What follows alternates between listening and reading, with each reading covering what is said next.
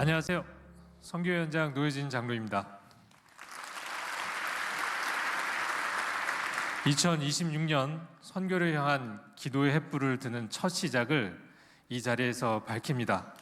이 뜻깊은 시간에 코스타의 국제 총무를 역임하셨고 파이오니아 21의 현 연구소에서 이사로 계신 유인근 목사님께서 말씀 전해 주시겠습니다. 나오실 때 큰 박수로 부탁드리겠습니다.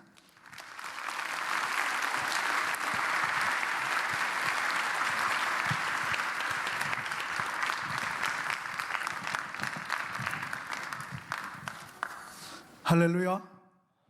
아이고, 목소리가 아주 크시네요. 다시 한번 할까요? 할렐루야. 할렐루야. 할렐루야. 주거니 받거니 한번 할까요? 할렐루야. 아멘. 할렐루야. 아멘. 한국말로 하겠습니다. 주님을 찬양합시다. 아멘이 한국말로 그럽시다예요. 그럽시다. 주님을 찬양합시다. 그럽시다. 주님을 찬양합시다. 그럽시다. 저와 여러분의 평생이 우리 주님을 찬양하기를 축원합니다. 우리 하나님 찬양 많이 했으니까 우리 옆에 사람도 칭찬을 한번 할까요? 옆 사람에게 한번 칭찬합시다. 참 아름답습니다. 이렇게 칭찬하겠습니다. 네, 이 예원교회가 이렇게 아름다운 줄 몰랐네요. 보니까 뒤에서 중위층에 계신 분들이 안 하시는 분들도 있는데 저를 따라 한번 할까요? 아름다운 것이 저 보지 마시고 옆 사람 보시면서 아름다운 것이 죄라면 당신은 사형감입니다. 할렐루야. 우리 정말 잠시 우리 담임 목사님 만났는데 정말 멋지고 뜨겁고 하나님과 동행하는 선배님에게 제가 큰 은혜를 잠깐 동안 받았어요. 이 예원교회가 지금까지도 하나님께서 기가 막히게 사용하셨지만 2026년 지금부터 본편 드라마 방송이 시작되기를 축원합니다. 축원합니다. 선교 횃불 여기 금요 기도에 저도 와서 너무너무 감사하고 여러분과 잠시 말씀을 나누는 시간을 가지도록 하겠습니다. 지금 이 첫 시간에 이게 지금 매주마다 선교 횃불 기도회가 이어진다 그래요. 그래서 이 지금 첫 시간에 제가 여러분과 나누고자 하는 그 테마는 두 가지입니다. 저를 따라 말까요? 선교는 떠나는 명령이 아니라 함께 하시는 약속이다. 다시 한번 합니다. 떠나는 명령이 아니라 함께 하시는 약속이다. 할렐루야.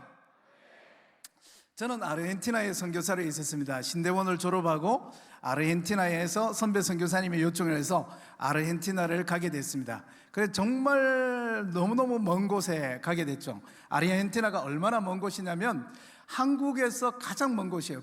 언제 한 번은 이렇게 이야기하더라고요. 저를 소개하면서 오늘 오신 우리 강사님은 정말 예수님을 너무너무 사랑하시는 마음이 뜨거운 분입니다. 이분이 얼마나 하나님을 사랑하시면 지구 끝에 가서 복음을 전하신 분입니다. 여러분, 아르헨티나에서 오신 유인근 선교사님, 유인근 목사님을 소개했습니다. 그런데 사람들이 여러분하고 비슷하게 아르헨티나가 어디야? 이렇게 쳐다보는 것 같아요. 그러니까 그 사회 보시는 분이 답답하셨는지, 맞다. 우리 아르헨티나가 어디 있는지 모르시죠? 하면서 이렇게 소개하는 거야. 자, 지구를 사과라고 칩시다. 사과인데 제일 꼭대기에 한국이 있다 쳐요. 그럼 한국에서 젓가락 팍 찌르면 반대쪽에 툭 튀어나오는 데가 거기가 아르헨티나입니다 하니까 사람들이 이렇게 이야기하는 거예요. 그러면서 저한테 얼마나 예수님을 사랑하시면 지구 끝, 정말 우리가 많은 사람들이 이야기하잖아요. 땅 끝까지 가서 복음을 전하자, 땅 끝까지 가서 복음을 전하자. 그런데 우리가 선교사님 선교여행 가보고 우리가 선교사님을 방문해 보면 중국에 계시고 태국에 계시고 베트남에 계시고, 그런데 이 유인근 선교사님은 얼마나 예수님을 진짜로 사랑하시면 정말로 말 그대로 지구 끝, 땅 끝, 아르헨티나에서 복음을 전하다 오셨습니다 하면서 저를 보면서 이야기하는 거예요. 유인근 목사님, 선교사님 마음이 뜨거우시죠? 그러면 제가 뜨겁다 이제 이렇게 하는데, 그래서 많은 사람들이 선교는 이제 떠나는 것이라고 많이 생각하죠. 그런데 그 말도 맞습니다. 그 말도 맞는데 실제적으로는 이 떠나는 것 속에 본질적인 것에 더 중요한 것이 있습니다.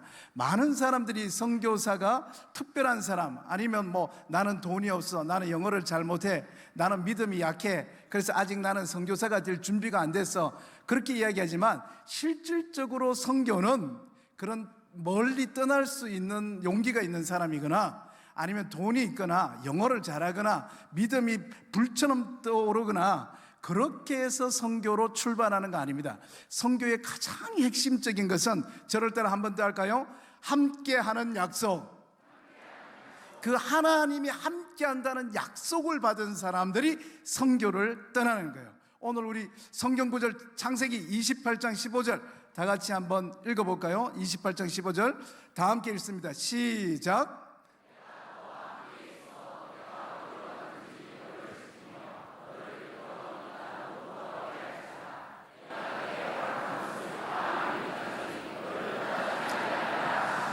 와, 진짜 우리 예원교회 성도님들 진짜 너무 멋지시네요.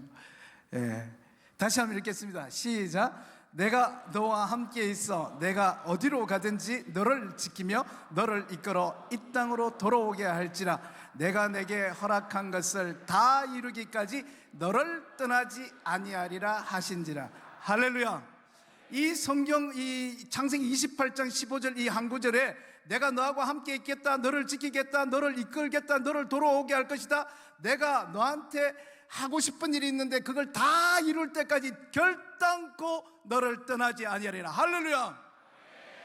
우리가 선교사적으로, 선교학적으로 아브라함을 선교의 시초라고 봅니다. 선교의 시초, 이삭이 선교의 계승자라 그래요. 근데 오늘 우리 창세기 28장에 보는 이 야곱을 선교적 공동체를 창설한 사람이라고 이야기합니다. 그런데 여러분 잘 아시듯이 이 창세기 28장에 이건 야곱이 선교사로 떠나고 있는 중에 하시는 말씀이 아닙니다. 잘 알듯이 형에게 살해 위협을 당하고, 그 다음에 엄마 아버지로부터 너는 제발 우리 동네에서 결혼하지 말고 삼촌 예수 믿는 공동체에 가서, 여러분 잘 알듯이 우리가 늘 야곱 편에 있기 때문에, 야곱 입장에 있기 때문에 항상 에서 입장을 잘 안 쳐다보는데, 에서 입장에서는 너무너무 저는 청소년 청년사회 가는 사람이잖아요. 에서 입장에서 볼 때는 엄마 아버지한테 너무너무 원망이 많이 쌓였을 것 같아요. 왜냐하면 아버지가 재산을 물려주겠다 하는데 엄마하고 동생이 작당해서 아버지의 그 재산을 구청에 가서 등기 이전을 다 동생에게 해버렸어요. 그래서 동생이 그걸 다 받았는데, 그렇게 해서 했는데 엄마가 동생하고 같이 작당을 해서 옷에다가 털옷을 입히고 그 다음에 음식을 만들어서 보냈습니다. 그러니까 엄마한테 얼마나 원망함이 많았겠어요. 거기다가 아빠한테는 더 원망이 심하죠. 왜냐하면 아무리 아버지가 눈이 안 보이는 아버지라 그래도 어떻게 짐승털하고 사람털을 구분을 못합니까? 그래서 들어갔는데 이 만지면서 이상하다, 너는 매끈매끈한데 여기 털이 있습니다 그러고, 그 들어가면서 이야기하는데 아버지 기도받으러 왔습니다 그런데 너는 야곱의 목소리인데 에스의 목소리가 아니다. 그러니까 하고 난 다음에 또 더 큰 목소리로 아버지, 야곱은 여자와 같다고 에스는 남자와 같다 그러거든요. 야곱은 엄마 이렇게 하고 에스는 아버지 이렇게 했는데, 이 야곱이 형 목소리를 흉내 내려고 아버지 이런데 그 목소리를 못 알아듣고 거기다 모든 축복을 해준 거예요. 제가 볼 때 에스는 그 당시에 비행 청소년이었을 거예요. 엄마 아버지한테 반발하고 싶은 청소년이었을 거예요. 그래서 돌아다니면서 싸움박질하고 동네에서 사람들 두드려 패고, 그 다음에 성경에 보니까 그뿐만 아니라 이 여자 저 여자하고 같이 잠을 자다가 여러분 잘 알듯이 그냥 이방 여전, 교회 안 다니는 자매, 그냥 예수 안 믿는 불교나 다른 지방에 다니는 자매하고 결혼을 해서 해족속하고 결혼을 했다 그러잖아요. 그래서 그 아이를 데려서 엄마, 그 임신을 해서 데려와서 엄마 나 이 여자하고 결혼할 거야 하니까 이삭, 리브가가 얼마나 마음이 많이 아팠겠어요. 그래도 예수 믿는 권사님이니까 리브가가 이 며느리하고 잘 지내야 되겠다 그렇게 생각하고 며느리한테 이야기한 거예요. 그래, 네가 비록 교회도 안 다니고 예수도 안 믿지만 네가 기왕 우리 첫째 아들의 아기를 임신을 했으니까 내가 며느리로 삼을 수밖에 없다. 그래, 너 나하고 시어머니와 며느리로 잘 지내자. 그렇게 했는데 이 며느리가 와서 와타시와 난다요 하면서 이 말이 안 통해. 말이 안 통하는 거예요.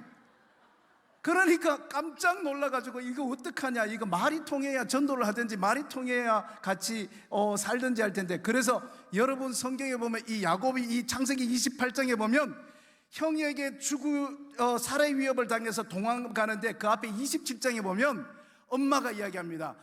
너는 절대 며느리를, 예수 믿는 며느리 잡아야 된다. 그러면서 삼촌 있는 집으로 보내는 거예요. 그 앞에 보면 이삭 아버지도 이야기합니다. 나는 절대로 둘째 며느리는 무조건 예수 믿는 사람, 우리 민족이어야 된다고 떠나는 거예요. 그래서 28장 여기에 10절 11절에 보면 야곱이 체력적으로 바닥이 돼 있고 심리적으로 바닥이 돼 있고 영적으로 바닥. 왜냐면 지금 브엘세바, 엄마 아빠가 있는 이 교회를 떠나서 저 삼촌이 있는, 브엘세바는 이스라엘 중부거든요. 거기서 삼촌이 있는 거기까지는 터키 남부 지방이에요. 그까지 성경 신학자들이 말하기를 약 700km가 된다 그래요. 이 창세기 28장 여기는 어디냐면 그 집을 떠난 야곱이 70km 지점에서 쓰러졌을 때 이 나타난 거예요.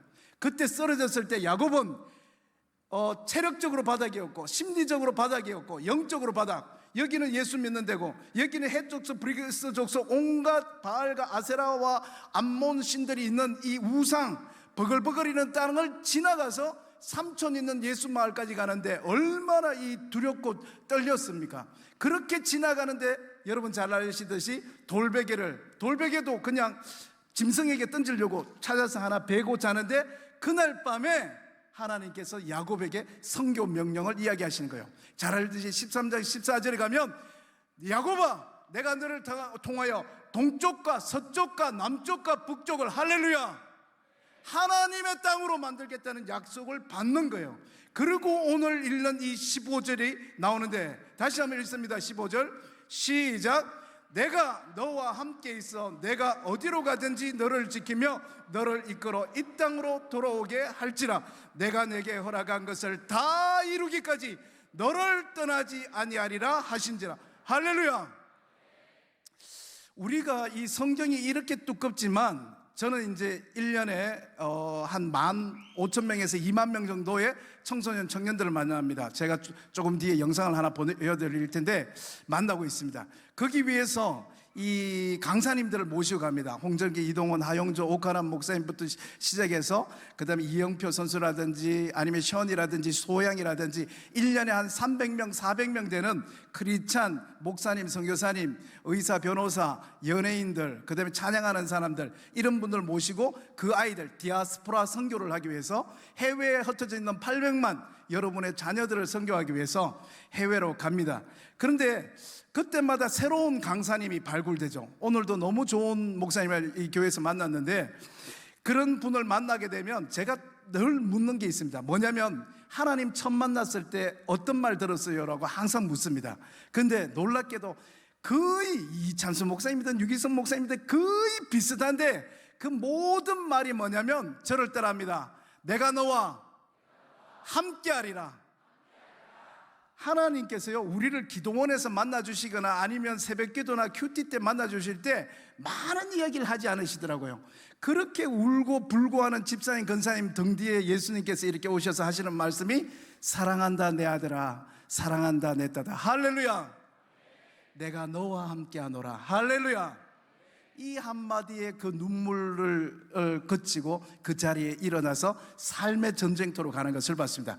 이찬수, 유기수 목사님 모두 마찬가지예요. 그래서 여기도 야곱도 지금 마찬가지예요. 참 재밌죠? 이 성경이 이렇게 두꺼운데 가만히 보면 예수님의 이름 속에 우리 복음과 우리 선교의 모든 내용이 들어있어요.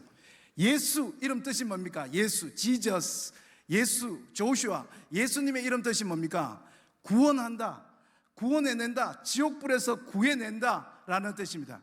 근데 예수님이 이게 주민등록증에 있는 이름이고 예수님이 주민등록증에 등록한 이름이고 예수님이 벌써 태어나시기도 전에 벌써 수백 년 전부터 예수님의 닉네임, 별명이 있었습니다. 뭡니까? 임마누엘. 그렇죠. 임마누엘. 함 따라합니다. 임마누엘. 임마누엘 뜻이 뭡니까? God be with us. 하나님이 우리와 함께한다. 할렐루야. 그러고 보면 이 두꺼운 성경책에 예수님 우리를 구원해내십니다. 어떻게 우리를 구원하십니까? 임마누엘, 함께 있는 것이 구원하는 것이다. 할렐루야. 하나님이 예수님이 너와 함께한다. 그것이 곧 구원이라고 예수 이름 두 글자, 이름과 별명 속에 이 성경 내용 전체가 다 담겨 있는 거예요. 오늘도 마찬가지예요. 이 야곱에게 하나님께서 나타나서 내가 너하고 함께 있겠다, 지키겠다, 이끌겠다, 돌아오게 하겠다, 너하고 하고 싶은 일이 있다, 끝까지 너를 떠나지 아니하리라. 저를 따라합니다. 성경은 떠나는 명령이 아니라 함께 하시는 약속이다. 이 약속이 오늘 이 밤에 주어지길 축원합니다. 이 28장 15절을 이걸 듣고 눈이 번쩍 깬 야곱이 하는 말이 있어요. 16절 한번 띄워주겠습니다. 16절 다 같이 한번 읽습니다. 시작.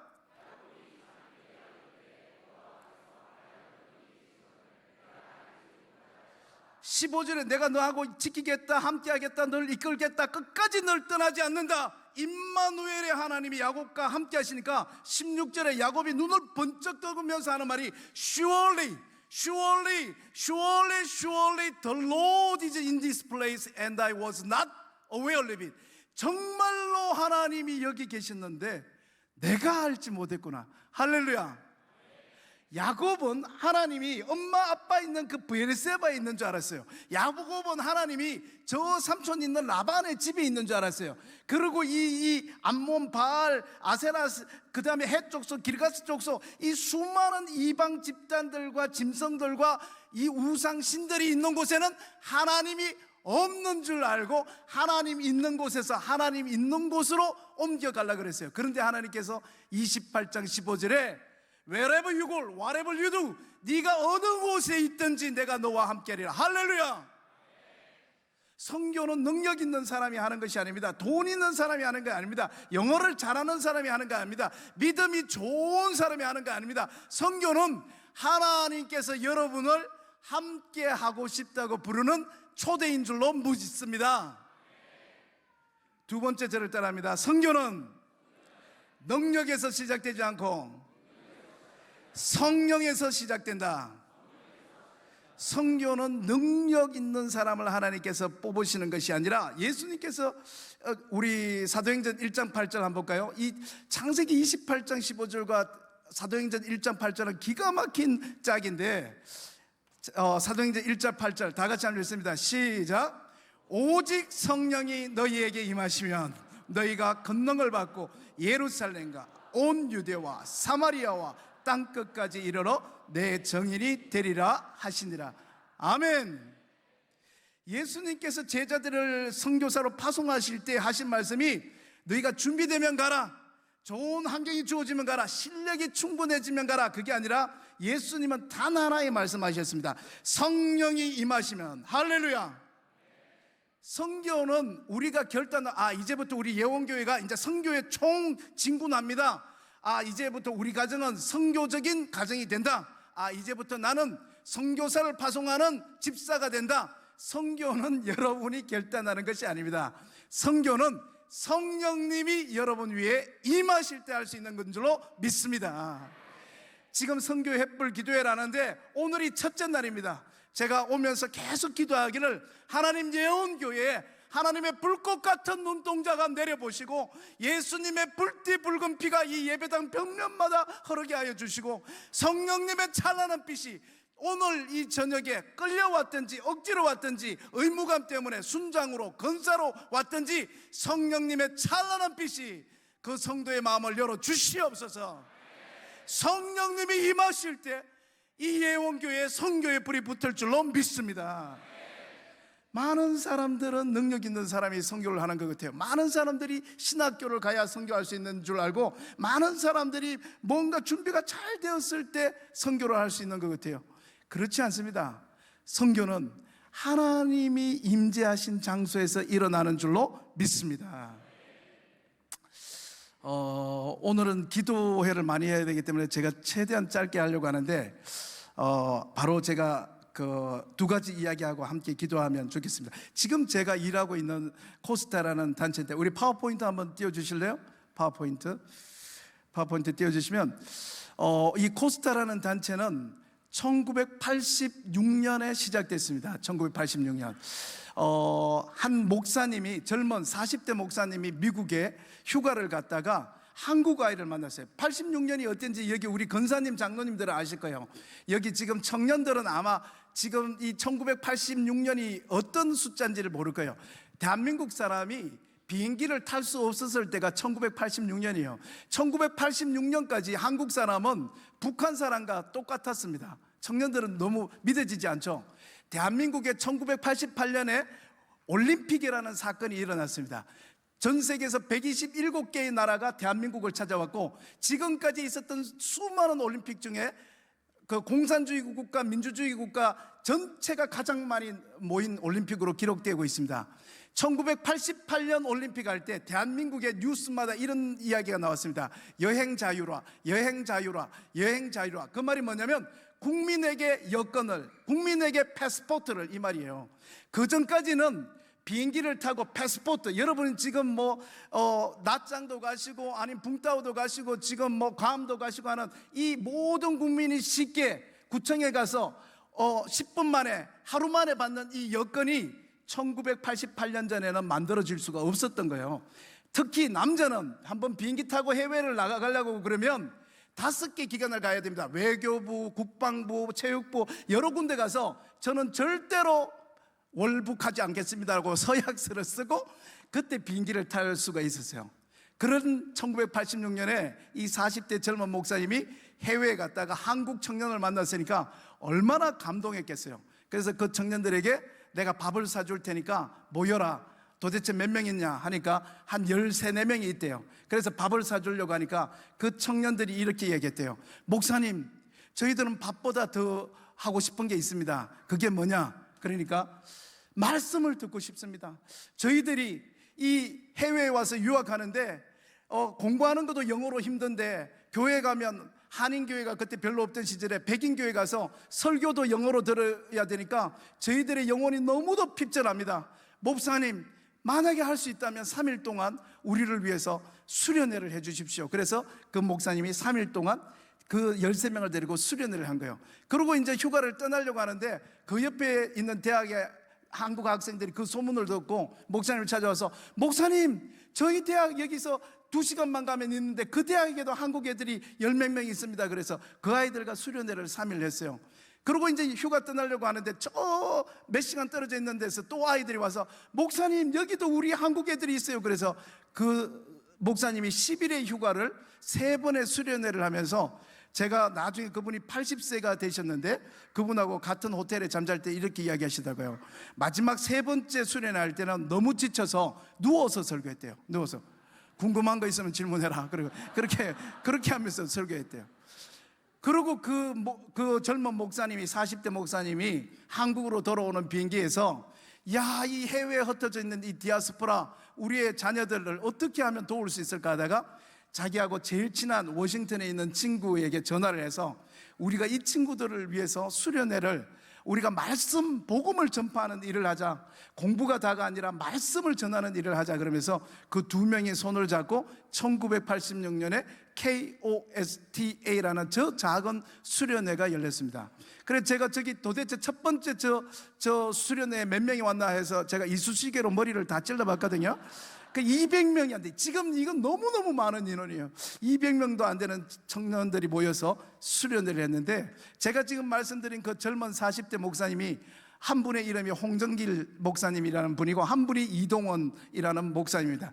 그리고 한국으로 들어와서 하용조, 오카넘, 손봉호, 이만열 이런 목사님과 장로님들이 손을 잡고 전 세계에 흩어졌는 디아스포라 선교를 하자 그러면서 시작했는 지가 지금 딱 40년이 되는 해입니다. 그런데 저희 선교 단체는 2가지 룰이 있습니다. 하나가 뭐냐면 절대 비행기 값을 주지 않는다. 비행기 값이 없고 사례도 없다. 이 가난한 유학생들이 어떻게 비행기를 보내고 사례를 줄 수 있냐? 그래서 여기에 동참하는 모든 사람은 비행기를 자기 돈으로 사오고 사례를 안 받고 와서 3일을 섬기고 간다 했는데, 지금까지 1000여 명, 윤영관 통일부 장관님부터 시작해서 1000여 명의 사람들이, 이영표 선수라든지 아니면 여러분 잘 아는 션이라든지 이성미 집사님이라든지 이런 분들이 와서 지금 40년째 섬겨오고 있습니다. 그 다음 장 한번 볼까요? 그런데 저 목사님과 잠을 자면서 이렇게 이야기했어요. 홍 목사님이 저한테 이렇게 이야기하셨는데, 뭘 하셨냐면, 목사님이 45년 목회하면서 가장 힘없이 던진 돌이라 그랬습니다. 가장, 이게 어디까지 갈까? 한 번 하고 말겠지, 두 번 하고 말겠지 하고 가장 힘없이 던진 이 디아스포라 선교가, 목사님 은퇴할 때 제가 축사를 했거든요. 아니, 목사님 저는 축사 못합니다. 얼마나 기라성 같은 선배님이 있는데 제가 어떻게 축사합니까? 그럴 때 홍정길 목사님이 이렇게 이야기하시더라고요. 45년 목회한 것 중에서 가장 힘없이 던진 돌이 가장 멀리 날아갔다. 할렐루야. 가장 보람된 사역이 되었다. 내가 일하고 내가 사역하고 내가 기획하고 내가 이끌었던 그 사역이 아니라 하나님이 이끌어 가신 사역이 너무도 아름답다면서 제가 축사했는데, 그 다음 장 한번 보겠습니다. 이게 40년 지나면서 지금 아프리카까지 전 세계에 있는 여러분의 자녀 디아스포라 800만 선교를 지금 하고 있습니다. 영상 보고 계속해서 파워포인트 이어갈게요. 영상 한번 틀어주세요.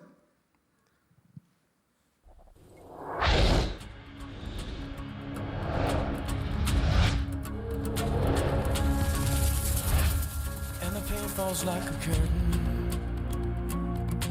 All the things I once called certain. And I have to say the words I fear most. I just don't know. And the questions without answer come and paralyze the dancer.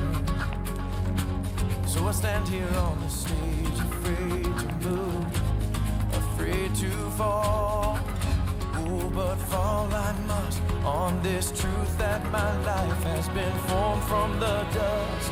God is God and I am not. I can only see a part of the picture He's painting. God is God and I am man. So I'll never understand it all. Oh, only God is God. And the sky begins to thunder, and I'm filled with awe and wonder, till the only burning question that remains is, who am I? Can I form a single mountain, take the stars in hand and count them? Can I even take a breath without God giving it to me? He is first and last, before all that has been, beyond all that will pass. God is God and I am not. I can only see a part of the picture He's painting. God is God and I am man. So I'll never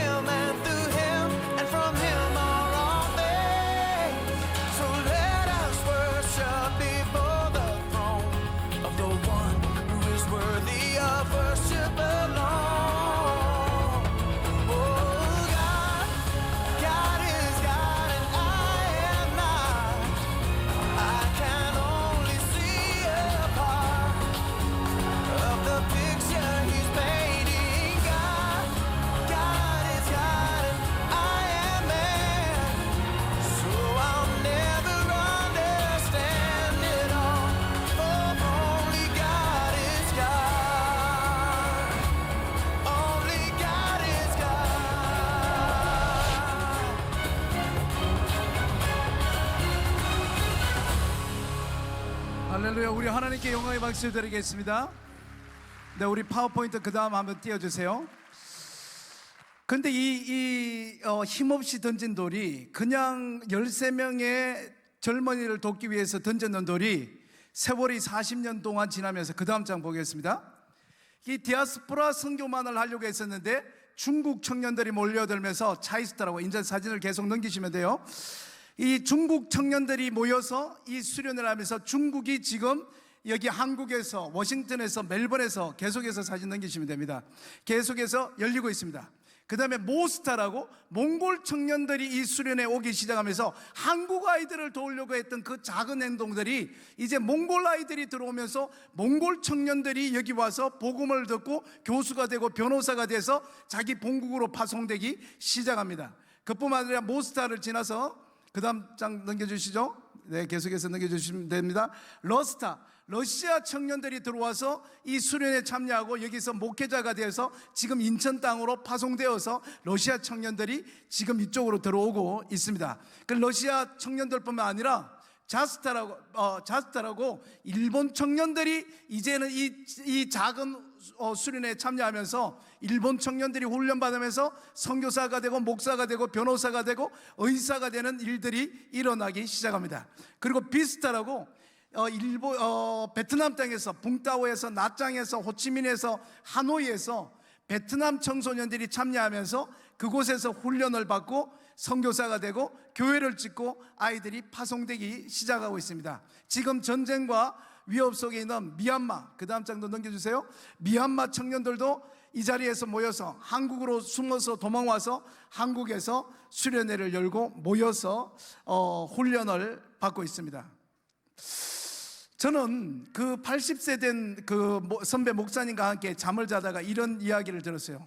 한 번도 이런 일을 생각해 보지 않았다. 할렐루야. 그냥 우리는 어떤 대단한 기획을 하고 대단한 준비를 하고 대단한 프로젝트와 대단한 도면을 가지고 대단한 도구들을 들고 선교의 전선으로 가려고 하지만 하나님은 그렇지 않습니다. 하나님 선교는 능력에서 시작되는 것이 아니라 성령에서 시작되는 줄로 믿습니다.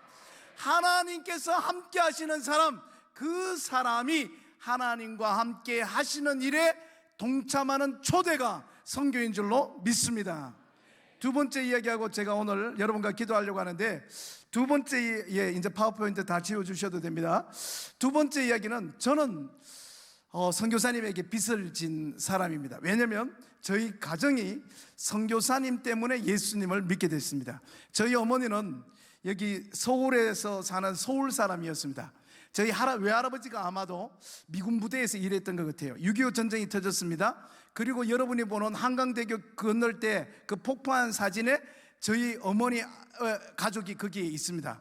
그 막 피가 튀는 그 한강다리 폭파 그 장면에서 9살이었다 그래요. 어머니가 9살이었는데 감사하게도 할머니, 할아버지, 그 다음에 남자 셋, 여자 셋 8명의 가족인데 한 명도 죽지 않고 한강 철교를 건넌 거예요. 그런데 막 온통 하늘에서 피가 쏟아지니까 그 9살짜리 저희 어머니가 무서워서 부들부들 떨고 있는데 미국 군인 선교사, 군목이라 그러죠. 미국 군인 선교사가 그 8명 가족 앞에 착 집차로 와서 우리 6명의 아이들에게 초콜릿을 나눠주면서 이렇게 한마디를 했대요. 얘들아, 남쪽으로 도망가라. 남쪽으로 가야 살 수 있다. 그리고 또 한마디 했대요. 무조건 남쪽으로 가세요. 그 다음에 두 번째, 남쪽으로 가다가도 죽을 수 있는데 여러분의 가족이 죽어도 다시 만날 수 있는 장소가 있는데 그곳이 하늘입니다. 할렐루야. 그러면서 소위 말하는 예수천당 불신지옥이라는 그 초콜릿에 담긴 그 짧은 복음을 이 선교사님이 저희 어머니 가족한테 전해줬습니다. 그리고 9살 되는 저희 어머니가 도망 내려와서 대구에 정착을 했습니다. 대구 대신동 289번지에 정착을 하고, 근데 저희 할머니는 아주 독실한 이 천지신명을 믿는 그 무속신앙이었습니다. 그래서 아들 셋, 딸 셋 있는데 딸 3명 앞에 놓고 이렇게 이야기했대요. 얘들아, 우리 집은 망했다. 우리 집이 다시 일어나려면 너희 오빠들 3명이 성공을 해야 우리 집이 다시 일어난다. 그러면서 아들 셋을 학교에 넣고 딸 셋을 공장에 집어넣습니다. 9살 때부터 대구 그 섬유, 그 당시 섬유로 유명했잖아요. 그 지하 방직 공장에 새벽에 들어가서 밤에 별 보면서 퇴근하는 13시간, 14시간 노동하는 걸 그 10살, 15살 청소년들이 했습니다. 저희 이모는 아주 대가 센 분이에요. 이모는 나는 왜 학교 안 다녀 하고 가출을 했습니다. 제 막내 이모는 몸이 약했어요. 그래서 아파서 공장을 잘 못 갔습니다. 근데 저희 어머님만 열심히 거기서 하면서 집안을 일으켜야 된다 하고 열심히 거기서 철커덕 배틀 짜면서 방직 일을 한 거예요. 그리고 오빠 동생을, 남동생을 학교로 보낸 거예요. 그러다가 어느 날 처녀 때가 됐는데, 결혼할 때가 됐는데 갑자기 피를 토하는 거예요. 그래서 공장장이 데리고 동산병원으로 데려가니까 그 폐암 말기인 거예요. 이제 살 날이 2달, 1달밖에 안 됩니다. 당신 딸을 여기 공장에서 죽이지 말고 집에 가서 죽이시오 하고 그 퇴직금을 해서 저희 어머니를 집에다가 갖다 놨대요. 보니까 피를 토하면 세숫대 한 대씩을 토했대요. 그래서 이제 우리 딸이 죽는구나 하는데 저희 외할머니가 이 무속신앙을 믿는 분이잖아요. 그리고 무속신앙 믿는 사람한테 제일 중요한 게 뭐예요? 딸이 죽어서 뭐가 되면 안 된다? 귀신이 되면 안 된다. 구천을 내면은 귀신이 되면 안 된다. 귀신 중에 제일 무서운 귀신이 무슨 귀신이래요? 처녀 귀신. 처녀 귀신은 왜 무섭냐면 처녀 귀신은 이 결혼을 못해서 그 원한이 쌓여서 저 극락에도 가지 못하고 구천을 헤매면서 한 번씩 가족한테 나타나요. 오빠 이렇게 추워 이렇게 나타나면서, 안 그래도 이 집안을 일으켜야 되는데 우리 이 딸의 둘째 딸이 처녀 귀신이 되면 안 되겠다 해서 할머니가 그 대신동 지역에 모든 중매장이한테 쌀 한 가마니를 주면서 우리 딸을 쪽돌이, 이 머리 올리는 거, 결혼만 하게 해주면 이 쌀을 주겠다고 냈는데 온 중매쟁이들이 뛰어다니면서 결혼할 총각을 찾아서 막 다녔어요. 이제 1달, 2달 뒤에 죽는 이 처녀의 쪽돌이를 올려줄 결혼할 남자를 찾는데 너무 재수없게 우리 아버지가 걸렸어요. 그래서 우리 아버지하고 만났는데 저희 아버지는 9남매, 저희 어머니는 6남매고 저희 아버지는 9남매의 막내입니다. 제일 큰 아버지가 24살 위에 있습니다. 그런데 우리 아버지 집안은 대구에서 서문시장에서 포목으로 옷장사로 성공한 집안이에요. 그래서 이 막내인 저희 아버지는 노총각이 될 때까지 놀러 다니면서 그냥 일도 안 하고 그렇게 있는데 저희 큰아버지가 너 결혼 안 하면 앞으로 용돈 안 준다 그래서 아버지가 어머니하고 선보러 나갔는데, 선보러 나갔는 그 첫 순간에 어머니하고 반해버렸어요. 그러고 어머니하고 아버지하고 결혼하게 되는데 어떻게 결혼했어요? 그러니까 아버지가 하는 말이 이래요.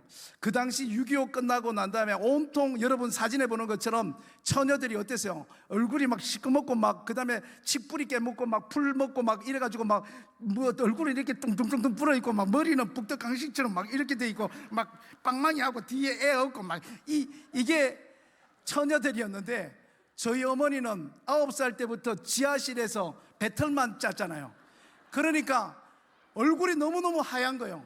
거기다 폐병 걸려서 입술은 새초롬하게 돼 있고, 아버지하고 어머니하고 결혼할 때 몸무게가 38kg이었대요.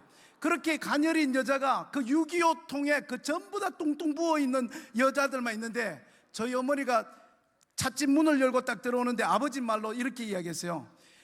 천사 한 마리가 날라서 들어오더래요. 그 어머니, 제가 아버지하고 첫 연애했는 사진을 보니까 어머니가 하얀 원피스를 입고 걷지도 않고 이렇게 날라서 싹 들어간 거예요. 그래서 어머니하고 맞선을 본 거예요. 근데 어머니는 할머니하고 중매쟁이가 나가면서 이렇게 얘기했대요. 절대 아무 말 하지, 총각이 무슨 말 하더라도 아무 말 하지 마라.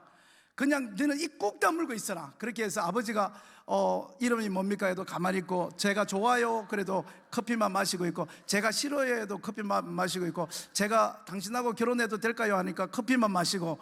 그래서 저희 아버지하고 어머니는 만난 지 1달 만에 결혼을 했습니다.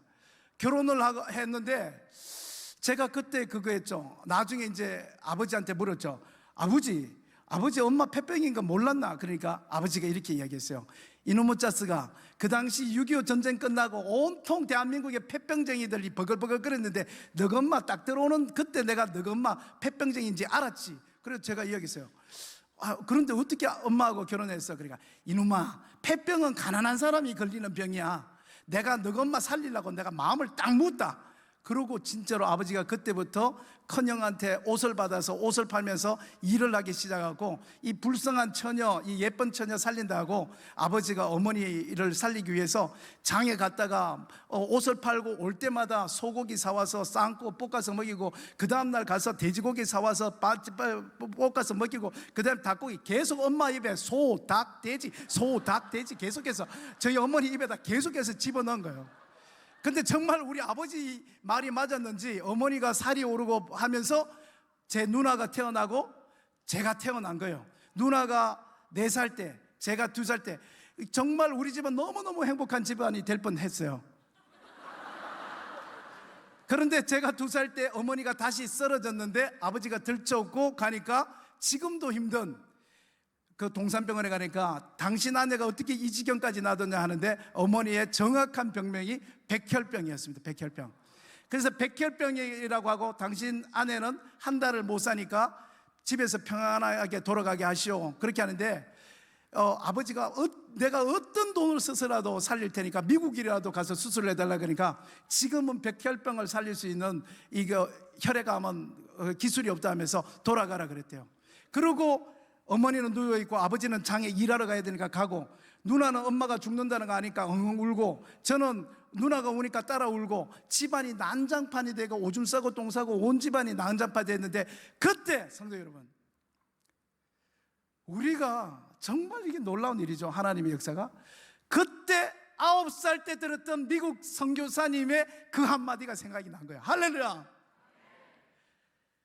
죽어서도 가족이 다시 만날 수 있는 길이 있는데, 그게 예수 믿고 교회 다니면 그 죽어도 가족이 다시 만난다는 그 말이 불현듯 생각나면서 어머니가 할머니를 부르는 거예요. 엄마, 우리 그 한강철교 건널 때 미국 그 선교사님이 초콜릿 주면서 죽은 사람이 다시 만날 수 있는 데가 천국인데 예수 믿고 교회 다니면 된다는데, 엄마 그 말 기억나나 하니까 저희 어머니가 언제야, 야 나는 기억 안 난다 하니까, 저희 어머니가 할머니가 기억 안 난다 하니까 저희 어머니가, 엄마 나는 기억나, 나는 기억나, 난 꼭 나는 천국 가서, 저희 누나가 영이거든요, 영이하고 인간이 만나야 돼, 엄마 나는 거기 꼭 가야 돼, 엄마 나 교회 한 번만 데려다 주소 하니까, 저희 외할머니는 너무 이게 독실하시잖아요. 그래서 처녀 귀신을 막아놨는데 처녀 귀신보다 더 긴 예수 귀신을 데리고 들어온다 그러니까, 저희 할머니가 끝끝내 저희 어머니를 반대했어요. 그때서야 그 착한 저희 어머니가 폭발하면서, 엄마 해도 너무하다, 내가 9살 때부터 공장 다니고 엄마가 우리 집안 이렇게 해야 돼서 오빠들 다 학교 놓고 나는 공장에 집어넣고, 그 아침에 새벽 보면서 가서 밤에 별 뗄 때까지 그렇게 하면서도 내가 한 번도 내가 엄마를 원망한 적이 없고, 엄마가 월급 봉투째 갖고 오라면 갖고 가고, 극장도 못 가고, 친구들이 학교 가는 그 가방 뒷모습 보면서 그렇게 많이 울고, 내가 지금까지 엄마한테 내가 한 번이라도 이렇게 해주세요라고 말한 적이 있어?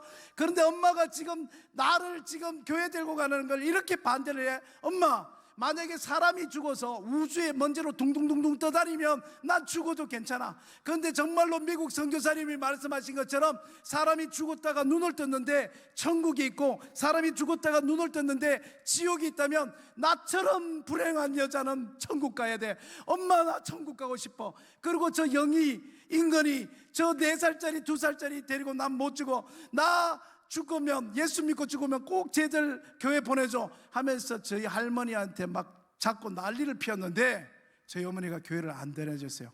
저희 아버지한테 가서 이야기했어요. 그리고 무릎을 꿇고 이야기했대요.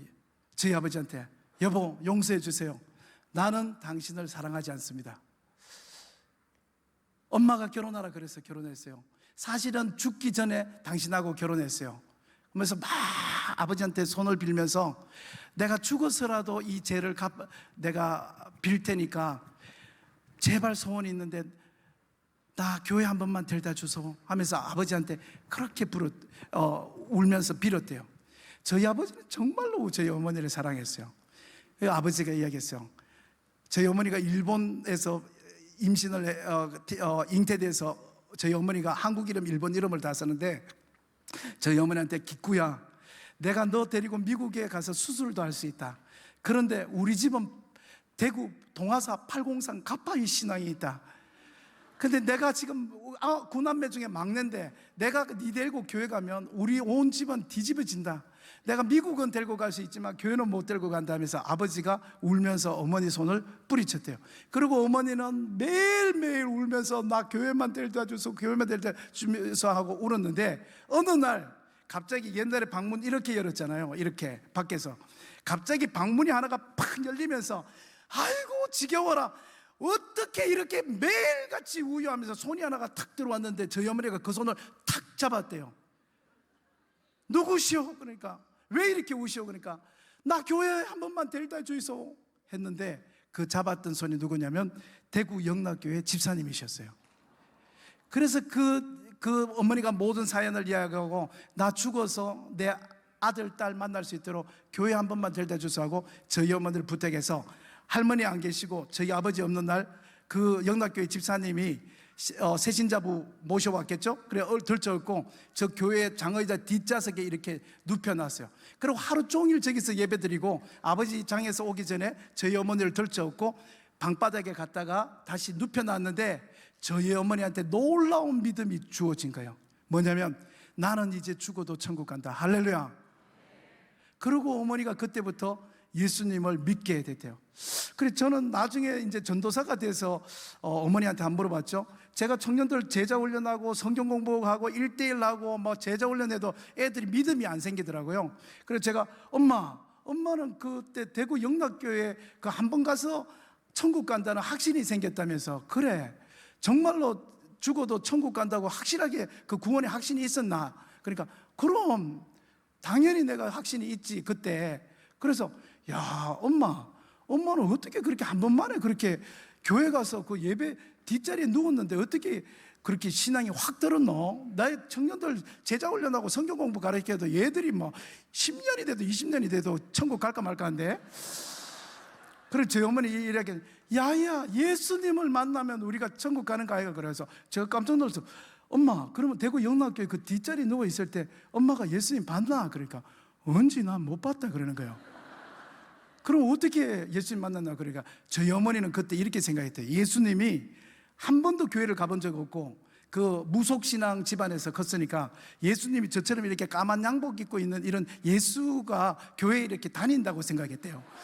그래 예수가 다니는데 거기 그날 오전 예배 1부, 2부, 3부 저녁 예배까지 누워 있으니까 예수가 오다 가다 나 안 봤겠나? 할렐루야. 그래가지고 저희 어머니가 엄마는 예수를 못 봤지만 예수는 엄마를 봤으니까 죽어서 이렇게 내가 영혼이 둥둥 떠다니면 예수님이 너 그 뒷자리 누워있던 애 아이가 하고 천국 데려가는 그런 믿음을 갖고 있었다는 거예요. 그리고 어머니는 죽을 날을 딱 기다렸는데 아버지는 이제 장례식 하려고 딱 준비를 하고 있는데 저희 어머니가 돌아가시지 않는 거예요. 한 달이 지나도 안 돌아가시고 2달 지나도 안 돌아가시고 3달 지나도 안 죽고. 그래서 저희 아버지가 제가 왜 안 죽고 있노? 이러면서 계속 어머니를 보는데 이게 4달 5달 살이 오르가면서 어머니가 일어나서 설거지를 하고 방바닥을 치우고 이래서 아버지가 놀라가지고 다시 들쳐업고 동산병원에 갔는데 동산병원이 선교사님이 세운 병원이잖아요. 거기에 소위 너무도 많이 듣는 놀랄루야 하나님께서 저희 어머니의 백혈병을 큰 적도 없이 다 치워주신 줄로 믿습니다. 할렐루야. 그러고 난 다음에 저희 어머니는 이제 할머니도 아버지도 무섭지 않고 엄마는 확신한 거죠. 예수가 있다. 예수가 내 병 살렸다. 예수가 우리 집안을 구원할 거다 하고 저희 어머니는 그때부터 참 그 대구 영락교회 나중에 권사님이 되셨는데 이 집사님이 저희 어머니한테 신앙을 얼마나 잘 가르쳤는지 새벽기도 다 수요 예배, 금요 예배, 토요 기도회, 주일 일부, 오후 예배, 저녁 예배까지 저희 어머니들이 교회를 너무너무 열심히 가는 거예요. 그러니까 할머니가 막 뜯어 말리고 화를 내도 저희 어머니는 무조건 예수 때문에 갔으니까 그렇게 교회를 열심히 다닌 거예요. 근데 저희 어머니는 국민학교를 다닌 적이 없어요. 학교를 다녀본 적이 없어요. 그런데 막 앞에 강단에 섰는 젊은 목사가 막 삼손을 막 하고 막 다윗이 골리앗을 돌로 치고 모세가 홍해를 갈고 하니까 저희 어머니는 예배당 갈 때마다 너무너무 목사님의 이야기가 재밌고 신이 나니까 어느 날은 옆에 있는 집사한테 물었대요. 옆에 있는 사람, 아이고 저기 까만 양복 입고 있는 저 목사라는 양반은 얼마나 학교를 많이 다니고 공부를 많이 했으면 저렇게 제가 새벽 예배 7번 오든 수요 예배 오든 금요 오든 주일 오후 오든 오전 오든 저녁 오든 어떻게 저렇게 재미있는 이야기를 저렇게 많이 알고 저렇게 하십니까? 하니까 옆에 있는 집사님이 이렇게 이야기하더래요. 아, 이거 지금 목사님이 지금 만들어서 하는 이야기 아닙니다. 아, 그러면 무슨 이야기입니까? 성경이라는데 여기 다 있는 거 우리 또 다 아는데 저렇게 길게 한다 하면서 그러면서 저 목사님이 하는 이야기가 아니라 저 성경에 다 있는 이야기를 목사님이 저래 또 한다 또 와. 예. 그러면서 옆에 있는 사람이 그렇게 이야기하더래요. 그래서 어머니가 놀라가지고 아니 이 성경은 그러면 어디 가서 살 수 있나 그러니까 그 교회 서점에 들고 가서 어머니가 성경을 산 거예요. 근데 어머니는 글자를 못 읽잖아요. 그런데 할머니한테 보고 배운 건 있잖아요. 할머니가 신주단지 이렇게 위에 서랍에 모시는 것처럼 이 성경을 사가지고 서랍 위에 올려놓고 딱 이렇게 하고 교회 갈 때 또 딱딱 해서 성경 내려서 딱 들고 이렇게 교회 오고 그렇게 글자를 못 읽으니까 성경을 신주단지 모시듯이 그렇게 했는데 어느 날 자, 창세기 28장 펴세요 하는데 어머니가 성경을 펴면 안 되는데 모르고 성경책을 거꾸로 이렇게 편 거예요. 그런데 새신자가 이렇게 무서워요. 옆에 있는 사람이 쿡 찌르면서 아니 이 사람이 성경을 경건하게 들지 왜 거꾸로 들고 하세요? 그런데 저희 어머니는 성경이 이게 앞인지 뒤인지 모르니까 거꾸로 들었다가 그 다음부터는 절대 성경을 열지 않은 거예요. 그러다가 제가 초등학교 국민학교 1학년 갔을 때 어머니가 저한테 묻는 거예요. 인건아, 학교에서 뭐 배우냐? 산수하고 국어 배운다. 그래, 산수는 됐고 네 국어를 나한테 가르쳐 달라. 엄마 국어 배워서 말라고. 내가 이거 하나님 말씀을 읽고 싶다 인건아. 근데 엄마가 학교를 안 다녀서 글자를 모르는데 네가 그날 배운 거 나한테 그날 가르쳐도. 그래서 엄마가 이야기하는 거예요. 알았어. 그러니까 오늘 뭐 배웠노 인건아? 학교에서 기억 배웠다 엄마. 기억 어떻게 써노? 이거 쉬워 엄마. 기억은 여기서 이렇게 쭉 꺾고 난 다음에 밑으로 이렇게 뜨면 기억이야. 엄마 한번 써봐. 그래 나도 써볼게. 기억. 이게 기억이가. 그래 엄마 그게 기억이다. 그 다음 어떻게 하면 되노? 100번 써? 알았다. 100번 기억 써. 그렇게 제가 어머니한테 한글을 가르쳤어요. 어느 날 저희 어머니가 성경을 제가 4학년인가 5학년 됐을 때 성경을 읽는데 성경을 이렇게 읽고 계시더라고요. 너는 언약궤면 제자들에게 명령하여 이르기를 너희가 요단강 물가에 이르거든 요단에 들어서 깜짝 놀랐는데 엄마가 저희가 학교 가고 아버지가 장에 가고 난 다음에 방 청소하고 설거지 끝나면 아버지 돌아오실 때까지 성경하고 찬송만 부르는데 어머니가 200번까지 읽고 그 다음부터는 숫자를 헤아리지 않았대요. 그리고 어머니는 200번을 그렇게 읽다가 나중에 성경에 있는 모든 은혜가 어머니한테 주어졌죠. 근데 어머니한테는 약점이 있었는데 배운 게 없이 성경만 하니까 이렇게 부흥회를 하면 저희 어머니를 모든 성도님들이 싫어했어요. 저도 기억나요. 이제 자 야곱이 자 하면 저희 어머니가 목사님 그럼 뭡니까? 창세기 28장 그러면 옆에 사람이 저 무식한 집사가 또 저런다 그러고 자 부흥 강사가 자 우리 설교 끝났습니다. 찬송하겠습니다. 저 피아노 치면서 태산을 넘어 몇 번이지 그러면 어머니가 저기서 목사님 그래서 놀라서 보면 502장요. 그러면 이제 502장.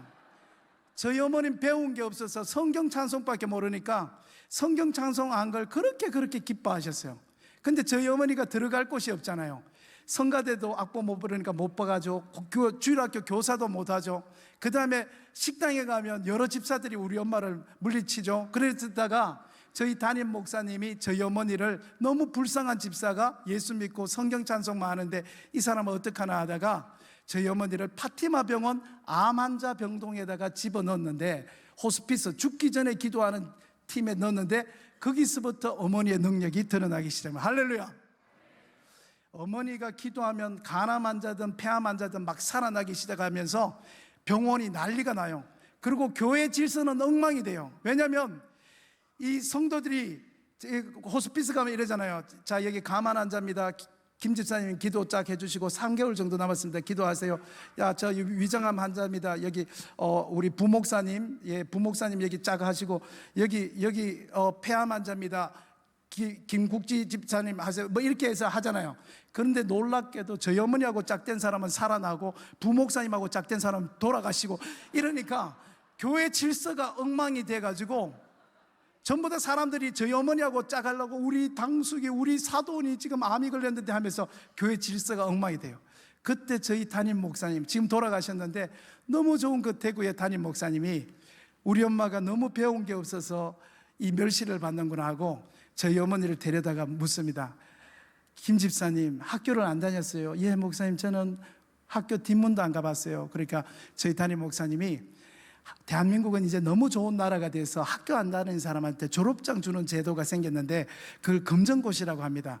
집사님이 이렇게 성경 찬송 이렇게 달달 배우고 있으면 국민학교 졸업장은 딸 수 있습니다 하면서 검정고시 문제집을 줬는데 정말로 저희 어머니가 6개월 동안 열심히 해서 국민학교 검정 졸업장을 타고 너무너무 기뻐서 막 날듯이 뛰어서 저희 담임 목사님한테 가서 목사님 감사합니다. 이 무식한 여자가 국민학교 졸업장을 이거 나라에서 줬어요 하고 딱 내미니까 저희 담임 목사님 너무 기뻐하면서 그럴 줄 알았다고 반드시 딸 줄 알았다고 이제 집사님은 어디 가서 무학이라고 학교 안 다녔다고 하지 말고 국민학교 졸업했다고 하세요. 그래요. 목사님 감사합니다. 그래요. 근데 국민학교 졸업장 땄으면 중학교도 할 수 있다. 그러면서 중학교 검정고시 책을 줬어요. 어머니가 중학교를 통과하고 고등학교를 통과하고 그 당시만 해도 지금은 신학교 장신대 뭐 이렇게 총신 이렇지만 그 당시만 해도 지방 노예에서 성서신학원이라는 걸 해서 신방여전도사를 길러내던 제도가 있었습니다.